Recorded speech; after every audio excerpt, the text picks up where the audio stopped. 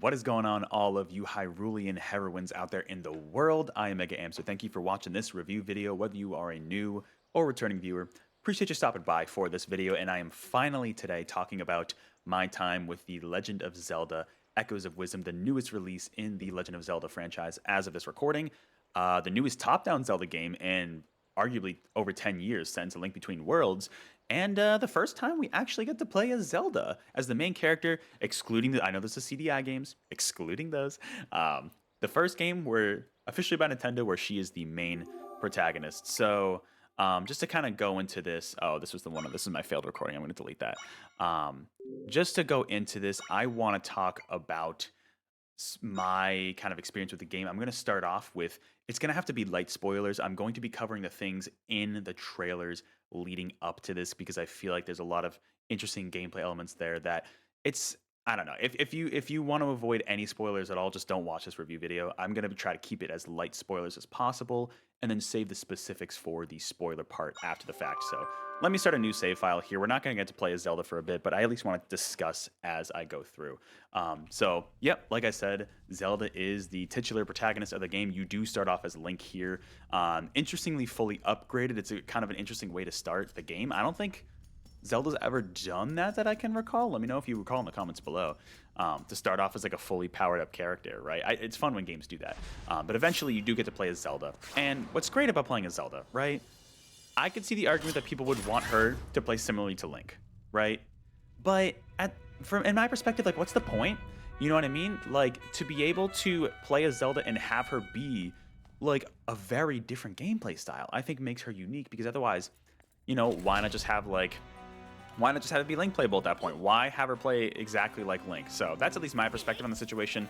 I know not everybody agrees with that, but that's personally my take. The big thing for Zelda here in terms of the gameplay mechanic are the titular Echoes of Wisdom, I suppose, if you want to call them. But they're called Echoes in the game. Essentially what they allow you to do is, if you encounter an object or an enemy on the overworld that has like a little glowy kind of yellow tint to it, you can learn to be able to copy it. And then you can replicate that item with certain limitations. So, especially early on in the game, you can only copy a certain number of items at once. You'll be able to upgrade those and expand how many and what types as well once you play through more of the game and like beat more dungeons and stuff like that. And there are also different types of enemies that cost different amounts. So for example, the Dark Nuts we saw there, those cost more than like your typical Zols or Keys, for example. But there are also not just enemies. The enemies are really fun. I really like doing echoes of enemies to like fight combat for me, but also different like environmental objects, like I'm sure you saw in the trailers, like the old bed, right? It comes in clutch for platforming, especially the beginning of the game, because you do get it fairly early on, but it's kind of nice to have that. Sorry, this gameplay isn't representative of the whole game as you play as Link here. I don't even know how long it takes to get to play as Zelda here.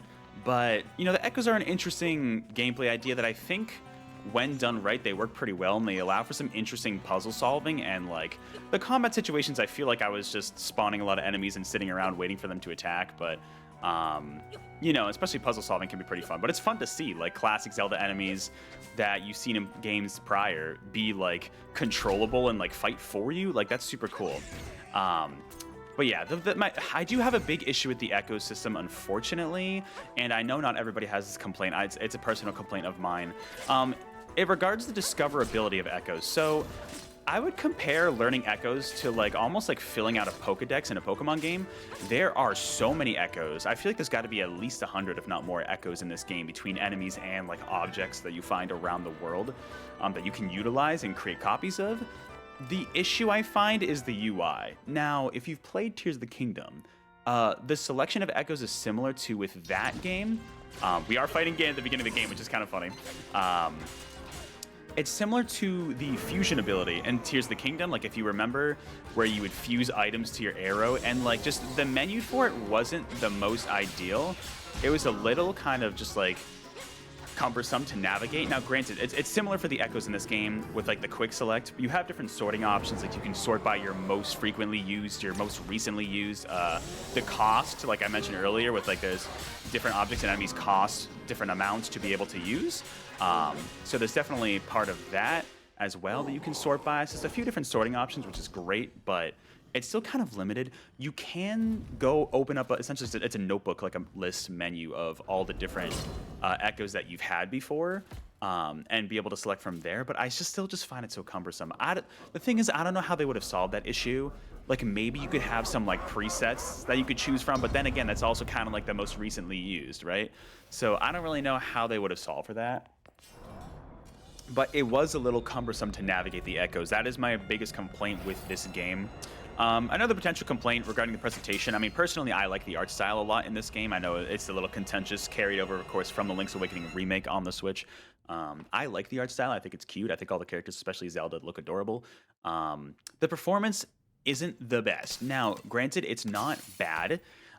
It's really, the frame dips are very noticeable in areas that are like heavily populated with NPCs and environmental details, especially as we'll see in a bit, which unfortunately is at the start of the game, but once we get to the main Hyrule Castletown hub, unfortunately the frame rate tends to dip a little bit there. And it's not a huge complaint. It did not ruin my experience at all of the game. Now, if you're a frame rate snob, it might. You know, I know there are people out there that are really affected by that. Personally, it didn't affect it for me. It was still totally playable. It's noticeable, but it's 100% playable, at least in my opinion.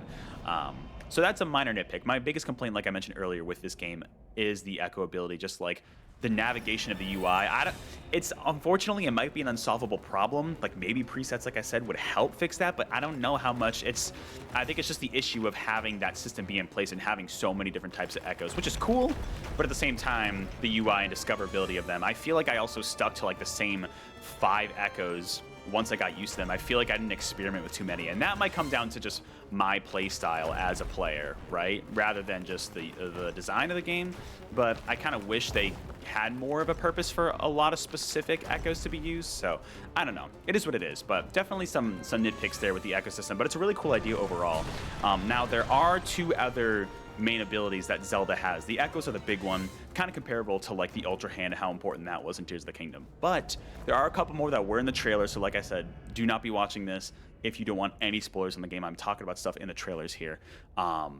So one of those other ones is Bind, which is pretty interesting. It's similar, has some similar properties to Ultra Hand, where you can like grab onto enemies and like move them around, or grab onto objects and move them around. Or what's really cool is you can like bind to a moving object and then like have, what's the best way to say it? You move along with it. So either you move the object or the object moves you, essentially. There's 2 different options with the bind ability, which leads to some interesting puzzles. And if you utilize it with the right echoes, you can like skip a lot of like level design and like puzzle solving in certain sections of the game.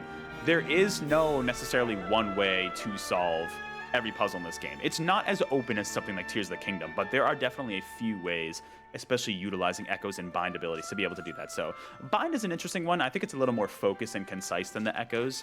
I don't personally have much of an issue with it.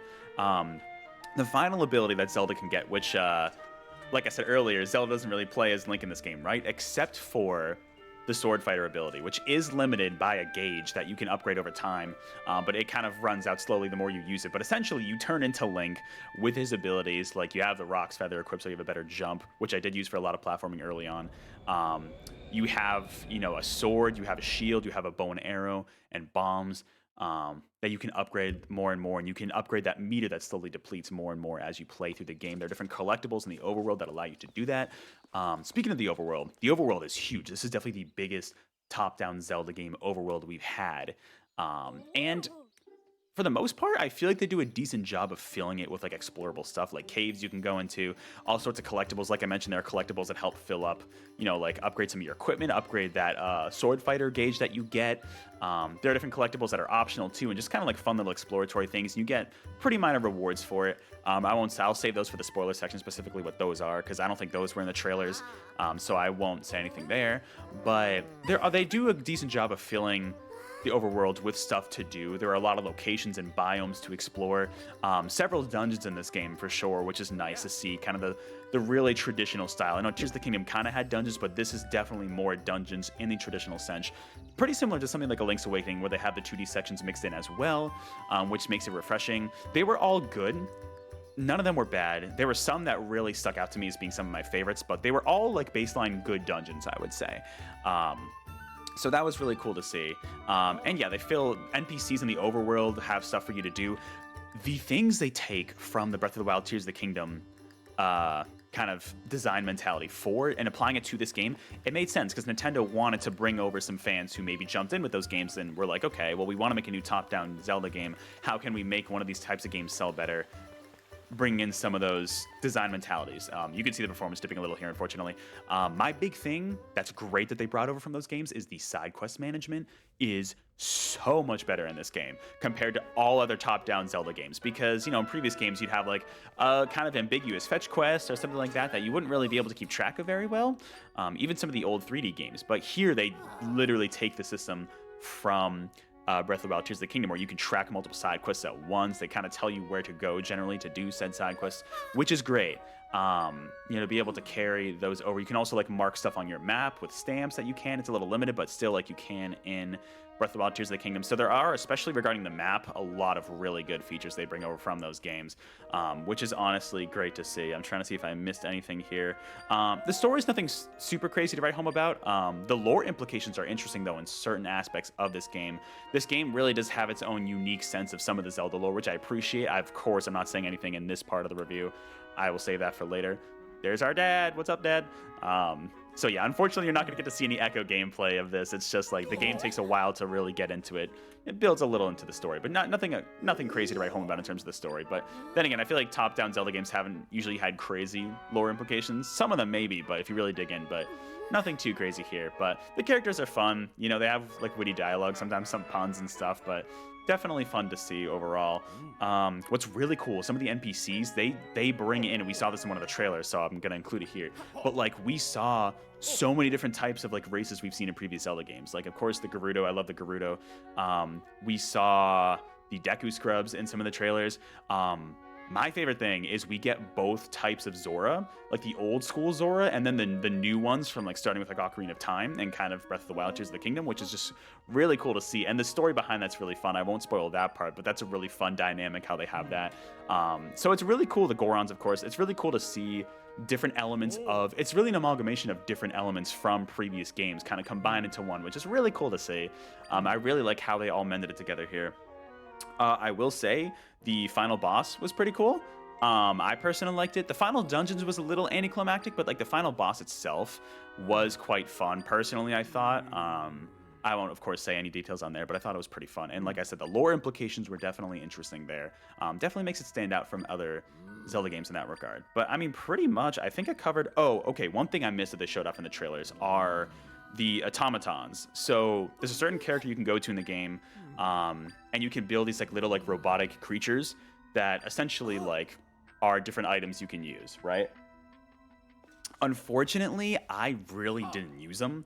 They are relegated to a side quest that I didn't even start or find out about until late in the game.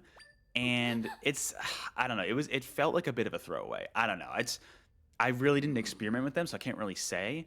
You kind of have to wind them up and kind of watch them do their thing. It's a neat idea, but it didn't really feel like it was being utilized well at all. I think it should have been introduced earlier in the game, and then I think it could have been an interesting new mechanic. But I mean, with the other abilities, Echoes alone, and then Bind, and then Sword Fighter, between those three, like, I don't think the automatons were really necessary. And like I said, they were relegated to a side quest, so like totally optional. So I don't know. It was an interesting idea, but it felt a little unfocused in that regard. So I feel like they could have totally left that out. So that was a bit of a bummer. But I mean, overall, like, this is a really solid top-down game. Like, thinking about it overall, would I have preferred to just play as Link through this game? Honestly, yeah, I think I would have.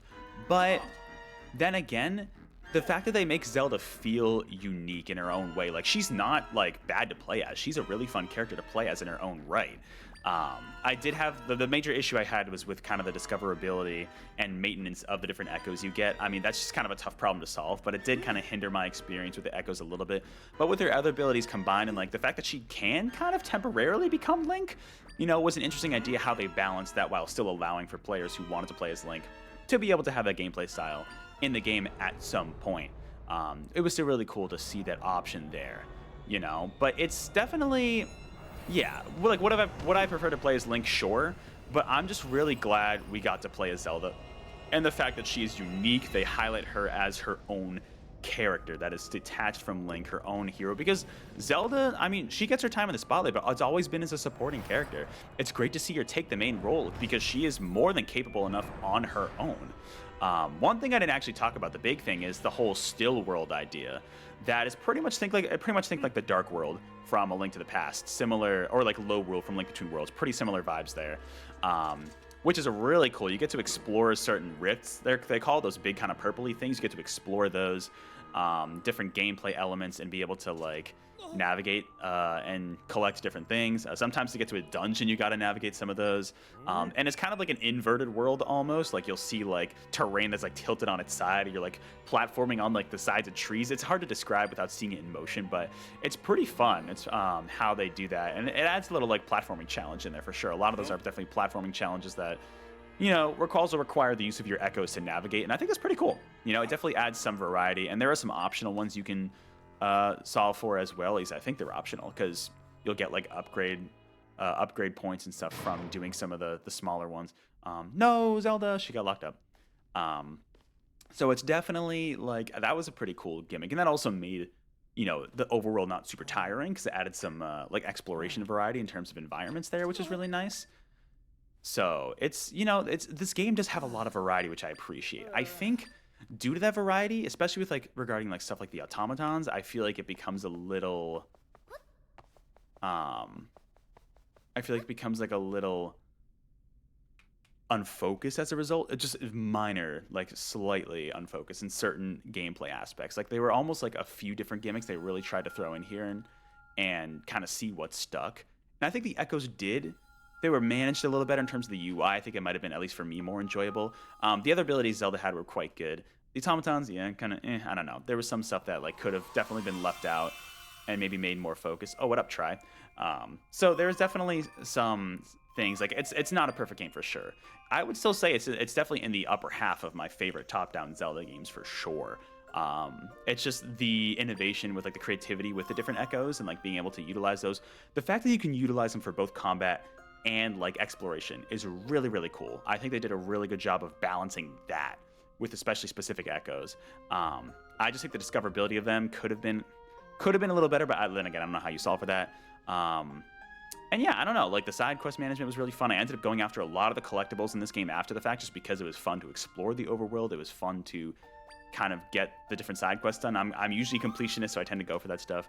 And the story was fun. You know, when I started the game, it was a little tough for me to push through, but like I feel like the second half for me really picked up and got a lot better, and overall ended on a positive note for this game. I'm just personally glad to see a top-down Zelda game in 2024, considering it had been over 10 years since A Link Between Worlds. We finally got a brand new top-down Zelda game, and with Zelda being playable. Like, that's honestly awesome, and she's honestly really fun to play as. You know, do I prefer Link's gameplay style? For sure. I think it's just more simple and easier to kind of grasp and just go for it, but to get something like this every once in a while is a nice little change of pace, and it adds a lot of creativity, you know? And I hope that a lot of Breath of the Wild Tears of the Kingdom fans who never played a top-down Zelda game, I hope they check this out, because I think they will find some enjoyment out of this. So that is pretty much going to do it for the I'm going to call it light spoiler section of this review. I know this is going to be a long one, but there's a lot to talk about with this game. I am about to jump in. Let me go back to, once I can skip this dialogue, to the main menu, and then I'm going to jump into my completed save file and go through there. So once I really wish I could skip this, they don't make this easy. But yeah, Try's an interesting character. Kind of fun. I don't know. I won't say too much about that, because Try's involved with the story a little bit. Of course, the name Try being derived from the Triforce, you can probably have somewhat of an idea of what's going on here. But, you know, it's definitely, it's fun. I don't know. I like it overall. I wasn't super hot on it at first, but it took me a little bit to get into the groove of like exploring different areas, going to different dungeons, and then going from there, you know? So, all right, now that I can actually go here, sorry, you're not going to see the echo ability at all, but now I'm going to give you a few seconds. This will start the spoiler section of the review, so if you do not want to be spoiled by like the final boss stuff, the lore stuff, specific echoes, specific dungeons, definitely click off now for sure. If you don't want to be spoiled by that, I will give you a few seconds. All right, let me jump into my completed save file here. So the final boss was fun. I kind of wish it was Vadi instead of Null, you know, in terms of the final boss. Like that would have been kind of fun. But the fight itself I thought was fun. The lead up to the boss though, I just kind of found, I don't know. Ooh. Oh, cool. You can view totals. Oh, that's great. Ah, oh, that's so cool. Okay, see, this is the first time I'm noticing of this. That's cool. It really is like a collectible aspect of it. All right, what do I have for them then? How many, like, let's go to the, okay, so here's the notebook. Oh, I'm only missing 5. Wow, okay. The first few here. I honestly might just go back and do these because why the hell not? I'm only missing 5 echoes. That's actually pretty good. Like I said, I did explore a lot in this game. I also have, oh, they're not going to show me there. Number of pieces of heart, I guess? No? Okay. They should show somewhere. But I did get most of them. You can see my heart count is almost full. It looks like I'm missing 8 pieces of heart. That's actually not bad compared to my typical with Zelda games for sure. And I almost have all the might crystals. I got most of those. There is that side quest you can do to get the tracker for those, and I ended up kind of sweeping a lot of the areas. That's how I ended up getting all the stamps. I know there's also a way to find the stamp locations. Shout out to Jared for telling me that after the fact. But I ended up finding them all on my own, which I'm proud of. I'm proud of a little bit. Didn't need anything to help me there. But I'm missing a couple might crystals. I'm missing, I guess, 8 pieces of heart, which actually isn't bad for me. I forgot to talk about the smoothies. The smoothies were interesting. Definitely a simplified version of like the crafting in Breath of the Wild: Tears of the Kingdom. I really only use them for healing. I didn't use them a lot for like the effects. The only time I used them for the effects were like the ones that keep you warm in the Heber region, because those were almost like a necessity. Speaking of which, the Heber region was one of my favorites. Konde, shout out to Konde, my boy. He's like my favorite new Zelda character now. Behind what's his face in Tears of the Kingdom, the Sopa. Up there with him, but he was great. The Heber dungeon, the ice dungeon, one of my more favorite ice dungeons in like top-down Zelda games, especially once I figured out what to do. It took me a while. It stumped me for a bit, but then I figured it out. The Pharaon dungeon I really, really liked. I thought that was pretty fun. The Gerudo is always one of my favorite areas. That was really fun to explore here. I'm very curious what 5 echoes I'm missing. Look at my little stamp outfit. You like it? It's kind of cute. I like it. Yeah, it's definitely, there were some interesting ones in terms of the dungeons. Like I said before, none of them were bad. They were all good in my opinion. Just those few definitely stood out to me. I wish the dungeon leading up to the final boss was better. And interesting lore implications. I had no idea. I didn't even think about the fact that the prime energy they talked about was like the Triforce. I just did not think that that would be the case. You know what I mean? How do I switch maps? There we go. That just did not cross my mind at all. Okay, we can get out of here. You know, the thought didn't cross my mind. So it was kind of cool how they roped that in. My favorite echoes. By the end, we can actually look at my most used. I wonder if it must have tracked me beating the final boss then, if that little pop-up showed up, because that would have only been after beating the final boss. Let me look at my most used. We got last used, but let's look at most used. Yeah, okay. For a while, it was the beds. Then shout out to like Jared and Neto, a couple people recommended the water blocks, and after that, I mean, there was no going back. Like the water blocks were easily my most used by the end of it, because it's like almost the like one fits all kind of scenario where for platforming it really helped. The bomb fishes were nice because then I didn't have to use my energy to use bombs. The Ignazol, whenever I needed to light something up, I would use that. The Gouet, I just love the Gouet, the name and just the look. The P hats I used a lot early on. Yeah, boulders, ice blocks. I guess I used that many keys. Early on, I summoned my army of keys and had them fight my enemies. Same thing with those, the Chompfins. The Darknet level 3. This one I used a hell of a lot. Especially once you unlock it late game. Like final bosses, I just spam this thing. You know what I mean? Like that's the thing is, like I feel like a lot of these echoes are either very situational, like the wind one, or, you know, the whole mill for digging into certain areas of the ground. I just feel like some of them are very situational, or it's like one size fits all. So I feel like I just didn't experiment with that many as a result, you know. And we saw 127 echoes total in the game. The crawl chulas were interesting. Once I figured out early on that you could bind to it and crawl up with it, like I could just go anywhere. I broke the game with that. That was even before I got the water blocks, and I was just going going all over the place, because you can get that one pretty early on. So definitely some fun echoes. I love the fact that the flying tiles, always hated those enemies in previous Zelda games. The fact that you can utilize them for traversal, so fun. Love that. The whiz robes I use a good amount too, for like, they were my go-to like projectile enemies. Whenever there was something flying in the sky, I would use those. So that was really cool. But yeah, I ended up getting all the upgrade abilities and all of that stuff. I will have to check out with the Deku tree in that case to see where those remaining few echoes are. I might as well do it if I only have 5 left, and they'll just straight up tell me. So yeah, I mean that's pretty much I did pretty much every side quest I came across, which I did come across a lot. I'm sure I missed a couple here and there, but like you revisit areas and you can get some new ones. But I did all the ones I could unlock, including the automaton one, which, like I said, I didn't love that there was like an optional side quest. Like in that, I feel like it was like, what was the point of the feature in that case? It just, I don't know. And I discovered it so late on that I didn't love it. But really fun, lots of different biomes overall. The overall map was fun to explore. Appreciated the fast travel points. It was weird that the Great Fairy only upgraded your style.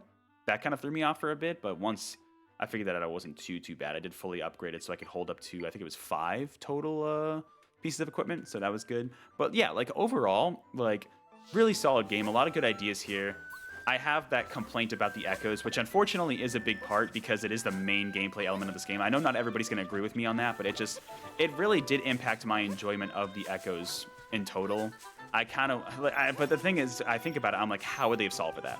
You know, I feel like that's almost an impossible problem to solve. And for how they implemented it, it was still very fun in its own right. I just ended up sticking with like the same 5-10 echoes as a result of that, just because the other ones were they just got lost in the shuffle and I didn't really use them at all, unless for like very situational moments, you know? But lots to do in the overworld, lots of grass to cut, of course. You got to have that in Zelda. Caves to explore, different sorts of challenges there, side quests with NPCs, little mini games. There was a lot to do in this overworld. Even though it was the biggest top-down Zelda overworld, there was a lot to do, and it was a fun time overall. Minor nitpicks with the story, the biggest nitpick being with the Echoes gameplay. It was still really fun overall, and I'm just glad to see Zelda playable in her own right, and to have a top-down Zelda game, a new one for the first time in so long. So really, I mean, yeah, if you're a Zelda fan, check this game out. Especially, you know, if you only played Breath of the Wild or Tears of the Kingdom, and you're used to that gameplay structure, but you're, like, vaguely interested about this, considering this is how Zelda started as, like, give it a shot, because there are a lot of cool elements, especially with, like, the Echo and Bind abilities, and, like, the side quest tracking. There are a lot of stuff they do implement from those games into this core style. So I would give it a shot. This is the most accessible top-down Zelda has ever been, and I hope this bodes well for the future. I hope we get more top-down Zelda games in the future. Whether it's Zelda playable or Link playable, I hope this is a sign of things to come. But with that, I'm going to return to the title screen in case people didn't watch this spoiler part, and so they won't be spoiled here. Yeah, so that there is going to do it for this review video. I know, sorry, it's a bit long, but there's just, with Zelda games in particular, there's just so much to talk about. So thank you for watching. If you did, let me know in the comments below. What did you think of this game? You know, did you like the ecosystem? Did you like the other abilities as well? Did you like the dungeons? Did you like the enemy variety? Like, what did you think about the game overall? Let's try to keep it light spoilers if possible. Stuff in the trailers is fair game, but like definitely light spoilers if possible. And if you didn't play the game, let me know if you're interested at all. If you only played Breath of the Wild, Tears of the Kingdom, did this convince you? Are you now interested in checking out this game, or are you not really? You know, I definitely want to hear your opinions in the comments below. But with that, thank you again so much for watching. I will catch you all on the next video or live stream. And until then, take care. We'll save Hyrule again someday. See you later.